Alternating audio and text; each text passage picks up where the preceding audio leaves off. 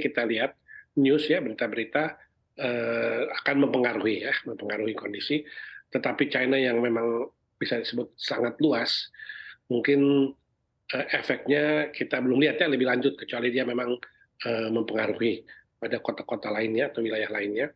Tetapi sejauh ini apa yang terjadi belakangan tadi ya, seperti ditampilkan dalam coverage, itu menjadi satu hal yang mengkhawatirkan untuk kategori China, Ya, untuk kategori ekonomi China.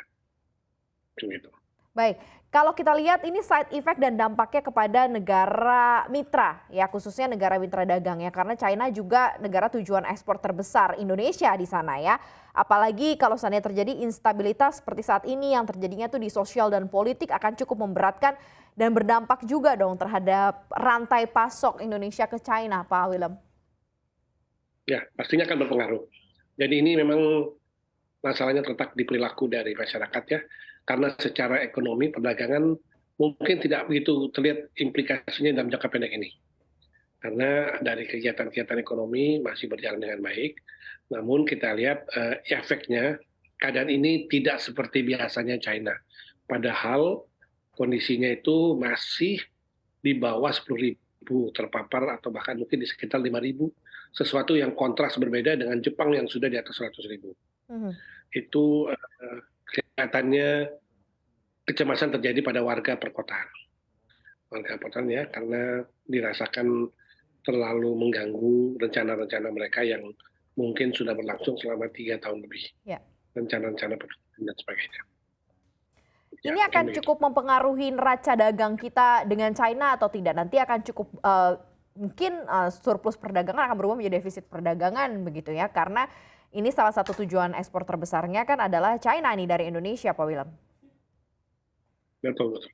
Tapi mungkin rasanya efek yang demo besar-besaran ini belum dalam jangka pendek. Belum dalam jangka pendek. Jadi rekor dalam penanganan case seperti ini di China memang masih kita lihat belum berimplikasi kepada ekonominya.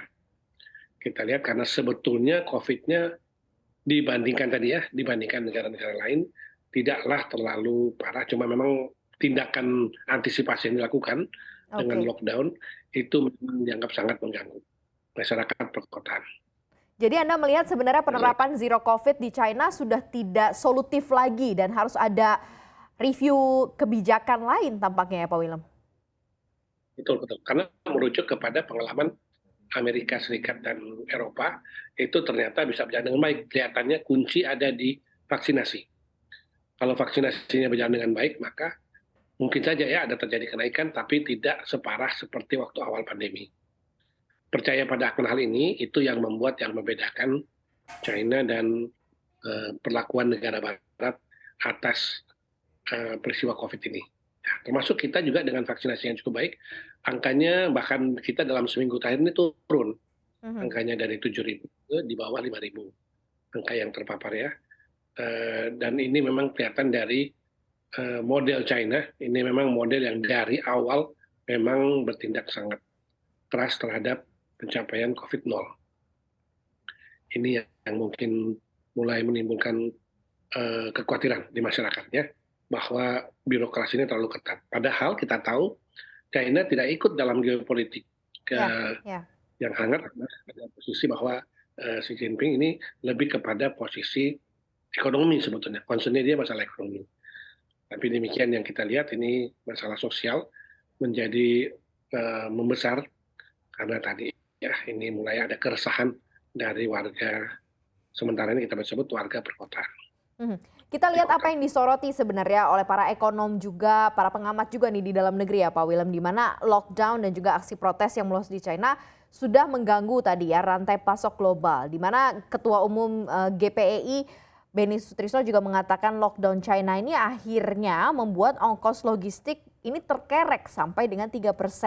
Kalau seandainya demonstrasi rusuh terus-terusan terjadi, lockdown yang diperpanjang, ini dampaknya akan semakin parah, separah apa begitu ya, karena kita tahu China negara terbesar kedua di dunia, pemegang kunci rantai pasok dunia, agak repot gitu.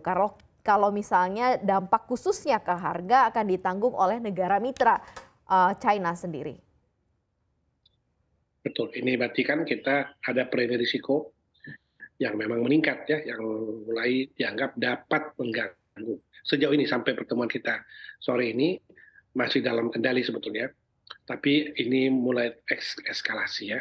Eskalasinya itu menunjukkan angka yang tidak pernah diduga China setelah peristiwa Tiananmen itu akan mengalami seperti ini, itu ternyata muncul kejadian ini. Keadaannya kita masih lihat dalam 1-2 minggu ke depan, apakah pola yang diambil China ini bisa mengalami perubahan dan lebih tenang, seperti juga pada negara-negara tetangganya di Timur dan Tenggara Asia, yang lebih tenang menghadapi COVID pandemi COVID-19 ini. Itu yang Kalau diharapkan dampaknya dari. akhirnya ke industri-industri tanah air akan seperti apa nih Pak? Walaupun Anda tadi sampaikan mungkin efeknya tidak dalam jangka waktu dekat. Berarti kan kita minta sebenarnya pemerintah China untuk mengambil keputusan lebih cepat gitu ya untuk memutus ini jangan sampai terjadi berkepanjangan. Nah ini mungkin antisipasi apa yang harus dilakukan oleh industri tanah air yang khususnya punya koneksi, punya jalur dagang juga ke China? Ya baik, jadi memang ekspektasi itu mempengaruhi perilaku. Jadi orang melakukan ekspektasi yang negatif akan mempengaruhi perilaku yang negatif ya, artinya mengurangi atau tidak menunjukkan kenaikan atas kegiatan perdagangan dengan China. Nah ini yang kita jaga supaya ekspektasi tersebut dapat dipelihara. Kita harapkan ya solusi China itu solusi yang tidak sama seperti zaman dulu ya, solusi Tiananmen.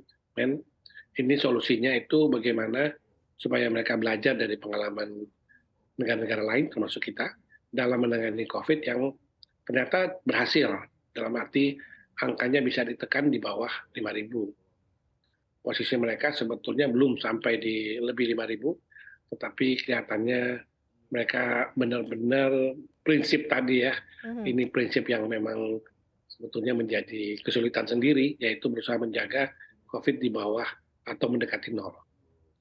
Ini yang Baik, kemudian tidak mudah ya untuk kalau kita berlaku seperti bicara itu. mengenai langkah